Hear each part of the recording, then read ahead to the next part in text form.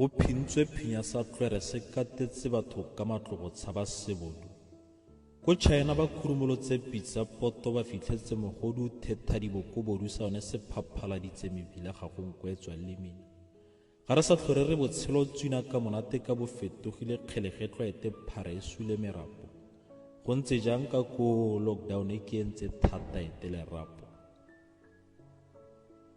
Go rile ngololo mebila e setlhafetse ga go motho pelo e petsa e sa ikhutse.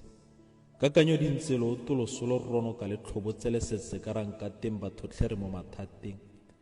A mme re tla kgona ka bitla setse le letsa molodi mogare ke lo phaphasetsa phuka eteng kgodi. Lwetse ke jo bore ga maphoka phulo e bona lampeng ya lefatshe ke fela re goga ditilo re le ka go bonnela fatshe. Ba re mashiketswa thobeng ke le phepala be se tla le motsa kgamelo. A tla nna botlhokwa mpipi o lo a go itoagana go tswa lebadi. Selo ke se se kakaretse se ja mo karagana katlakatlo a go tla a tlile a kakatletse batho ka memetso. Maja ikgatlha a go gatla mafatla mao somoge go sena le gae le leratla. Ga o ka gana go nna kwa gae o tla bo le sone se mmatla. Modimo o re bile sang tota re sa ipaakanya. Le gale o re file tshono go nna kwa gae go ikakanya.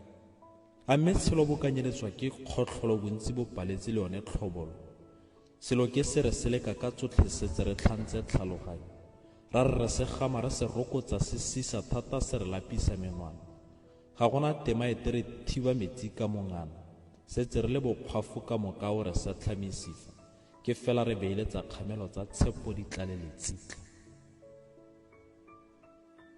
Setse re tshaba le gone go gotlhola ka batho ba re leba ba re dilola.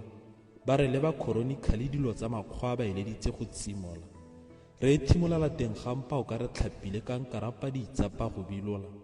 Mebila e setlhafetse bontsi re santse re shashabetse ra masedi le ene ke o lo shakgetse. Menna ka re fatshe le ikhuditse santse le ile go nwa metsi. Tlholego sa le itsholofetse re ka se ebe botsetsi.